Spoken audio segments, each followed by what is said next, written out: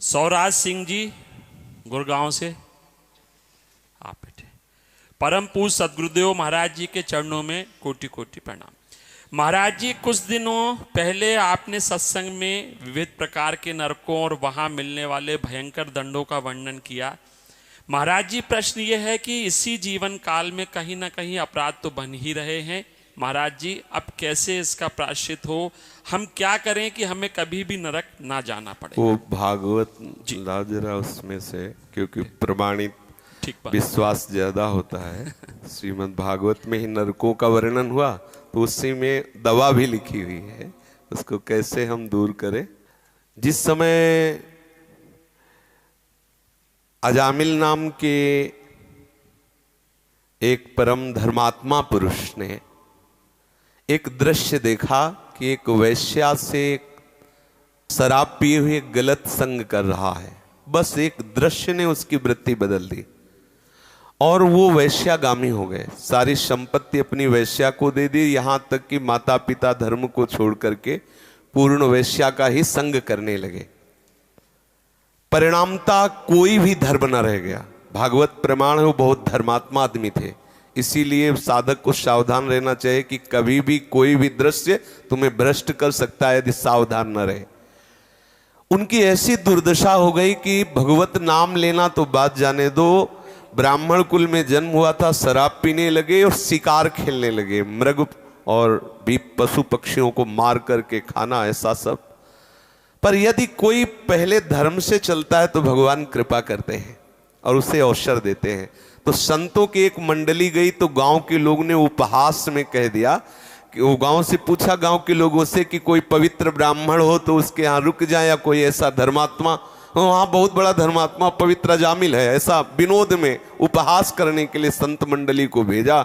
जब वहाँ गए पूछा अजामिल जी हैं क्या? बोले हाँ आते होंगे। तो देखा एक दो हिरन मारे हुए और एक मलिन वेश, देखने से ही लग रहा था कि ये पापी आदमी है। कहीं किंचन मात्र मुख में प्रसन्नता नहीं, तेज नहीं, आनंद नहीं देखा। तो उन्होंने कहा कि भैया हमें तो लोगों ने बताया कि आप पवित्र ब्राह्मण और धर्मात्मा। तो रो पड़ा। संत दर्शन से पातक नष्ट होते। उसने कहा महाराज क्या बताऊं, बहुत नीच आचरण करके आज मैं महान पापी हो चुका हूं। मैं शराब पीता हूं, जुआ खेलता हूं, हिंसा करता हूं, चोरी कर, जितने पाप है सब मैं करता हूं। क्या मेरा निस्तार हो सकता है? जैसा आपने कहा, कोई भी व्यक्ति ऐसा नहीं है छोड़ भगवान और भगवान के निज जन जो अवतार लिए हैं उनके सिवा जिनसे गलती न हो। शास्त्र कहता है नाही कश्चित क्षणमपि जातु तिष्ठत्य कर्म कृत कार्यते ह्रवशः कर्म गुणैः स्वाभाविकैर्बलात्। कोई एक क्षण भी बिना कर्म किए नहीं रह सकता, कोई भी। प्रत्येक क्षण कोई भी शरीरधारी कोई न कोई कर्म करता है, चाहे शुभ कर्म हो या अशुभ कर्म हो, प्रकृति उससे बलात् कर्म करवा लेती है। शास्त्र कह रहा है अब वो जिस स्वभाव का होता है वैसा उससे कर्म होता है। आसुरी स्वभाव का होता है तो पाप कर्म अधिक होते हैं, यदि दैवी स्वभाव का होता है तो उससे पुण्य कर्म होते हैं। पर होते दोनों से, क्योंकि शरीर पाप और पुण्य दोनों कर्मों से मिश्रित बना हुआ है। निश्चित है सबसे कुछ पाप होते हैं, सबसे कुछ पुण्य होते हैं। गलत संग हो जाए तो अधिक पाप हो जाते हैं और अच्छा संग हो जाए तो पुण्य अधिक हो जाते हैं। अधिक पुण्य वाला स्वर्ग जाता है और अधिक पाप वाला नरक जाता है। अजामिल जी से कहा तुम धैर्य धारण करो, चिंता तुम्हें करने की जरूरत नहीं। एक उपाय है, समस्त पापों का सांगोपांग नाश करने के लिए भगवान का एक नाम है, आप नाम जप करो। उनका ये मेरे से नहीं होने वाला। पापवंत कर सहज स्वभाव भजन मोर ते भाव न काओ। बोले मेरे से भजन नहीं हो सकता, पक्की बात है नहीं होगा।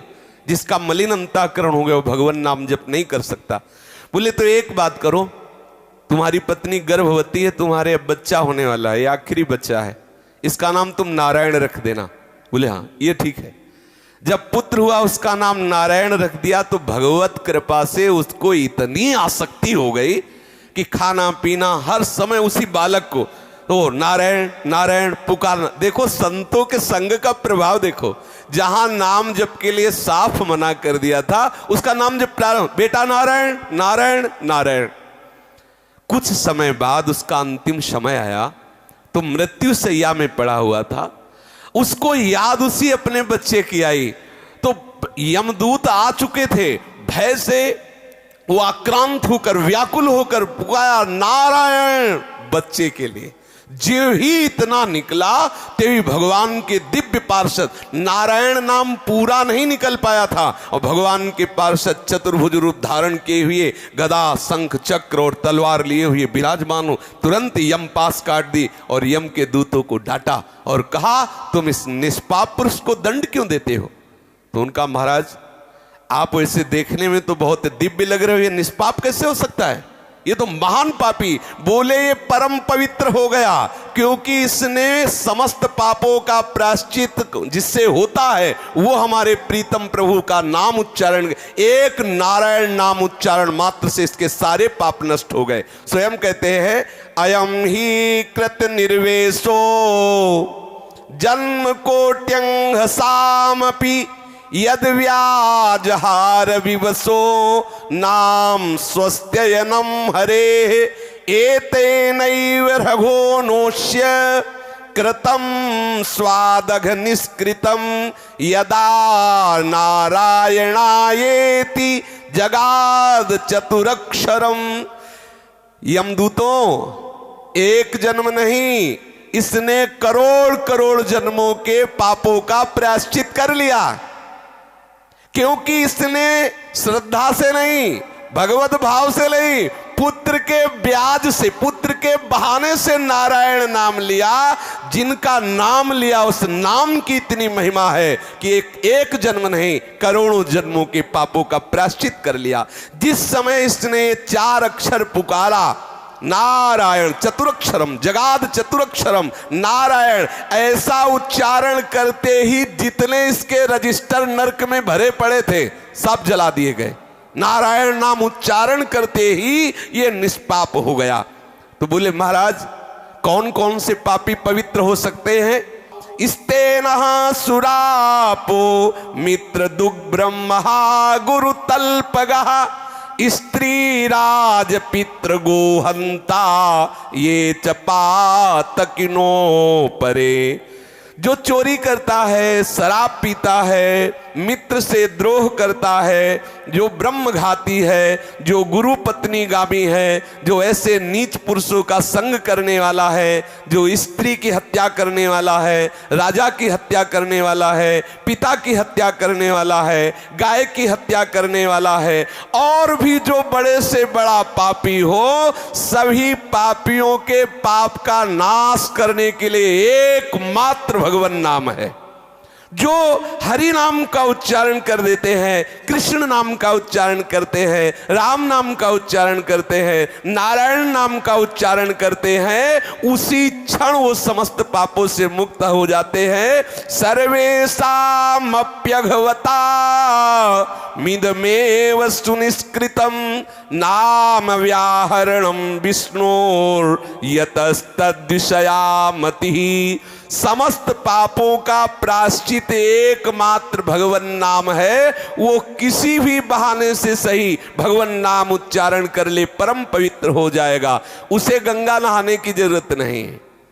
जो ऐसा महापापी है, न गंगा न गया सेतुर न काशी न च पुष्करम जिह्वाग्रे वर्तते यस्य हरिरित्यक्षरद्वयम्। हरि ऐसा उच्चारण कर लिया, उसे गंगा नहाने की जरूरत नहीं, उसे सेतुबंध रामेश्वर गया आदि में पिंडदान करने की जरूरत नहीं, उसे किसी पुष्कर तीर्थ यात्रा जाने की जरूरत नहीं, वो परम पवित्र हो गया।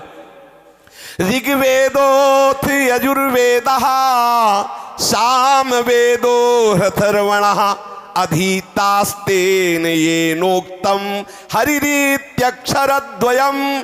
जिसने पुकारा हरि, उसको वेद पढ़ने की जरूरत नहीं, ऋग्वेद सामवेद अथर्ववेद सब वेदों के पाठ का उसे फल मिल गया। और बोले प्राण प्रयाण पाथेयम संसार व्याधि भेषजम दुख क्लेश परित्राणम हरिरित्यक्षरद्वयम। जिसने हरि ऐसा उच्चारण कर लिया तो प्राण छोड़कर जो यात्रा होनी उसके लिए उसने पूर्ण व्यवस्था तैयार कर ली। अर्थात शरीर छोड़कर जो जाना है अब वो सीधे भगवत धाम जाएगा, उसे यमराज के दूत देख नहीं सकते। उसने सर्व पापों का प्रायश्चित कर लिया, ना उसे वेद पढ़ने की जरूरत, ना गंगा गया काशी जाने की जरूरत, ना कोई यज्ञ करने की जरूरत। जिसने हरि हरि हरि, नारायण नारायण नारायण, राम राम राम, कृष्ण कृष्ण कृष्ण ऐसा नाम उच्चारण कर लिया। भगवान के परम प्रेमी श्री धर्मराज जी महाराज भगवत भक्तों के लिए धर्मराज है और दुष्टों के लिए वही यमराज है।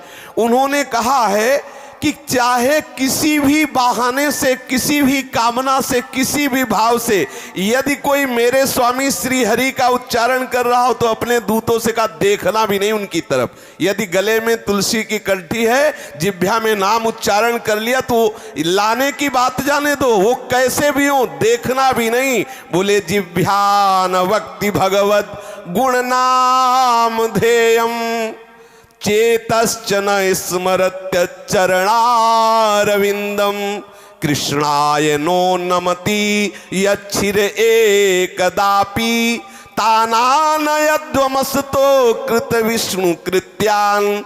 ऐसे लोगों को मेरे समीप लाना जिन्होंने जीवन में एक बार भी नहीं बोला कृष्ण। अगर एक बार बोला है तो झंझट फंस जाएगी। पीछे एक बार चरित्र सुनाया था कि संत के कहने से 2 बार राम राम कहने से यमराज जी को बड़ी समस्या में फंसना पड़ा था। जीवन में यदि एक बार कृष्ण बोला है तो उसे मेरे यहां मत लाना। यमराज जी कह रहे जिसने जीवन में एक बार भी भगवान नाम उच्चारण नहीं किया, जिसने अपने चित्त से कभी भगवान का चिंतन नहीं किया, जिसने एक बार भी प्रभु को प्रणाम नहीं किया, जो भगवत लीला कथा कभी नहीं सुने, ऐसे पापियों को मेरे यहाँ लाना। लेकिन जो भगवान नाम उच्चारण कर लिया, गले में तुलसी की कंठी बांधे हुए है, भगवत चरण आश्रित है, उनकी तरफ देखना भी नहीं। यमराज कह रहे कि दूतो तुमसे अपराध बन गया। अजामिल ने नारायण नाम उच्चारण किया और तुम वहां उपस्थित थे और भगवान के दूतों से प्रश्न उत्तर किया, इसलिए मैं अपने दोस्तों की क्षमा प्रार्थी होकर के भगवान से प्रार्थना करता हूं। सार बात है किसी भी भाव से भगवान नाम उच्चारण कर लो, आपको नरक नहीं जाना पड़ेगा। स्वयं भगवान के पार्षद स्वयं यमराज जी और श्रीमद् भागवत इस बात की साक्षी है। भगवान नाम उच्चारण मात्र से सारे पाप का प्रायश्चित हो जाएगा। तुम्हें ना यहाँ वो फल भोगना पड़ेगा और ना नरक जाना पड़ेगा। ना इसमें रुपया लगता है, ना इसमें ये कहा जा रहा है कि आप नहा धो के जपो। जैसी स्थिति में हो, राम राम कृष्ण कृष्ण हरि हरि श्री हरे नमः राधा राधा, जो नाम प्रिय हो नाम जपने का प्रयास करो। नाम समस्त पापों का नाश कर देता है।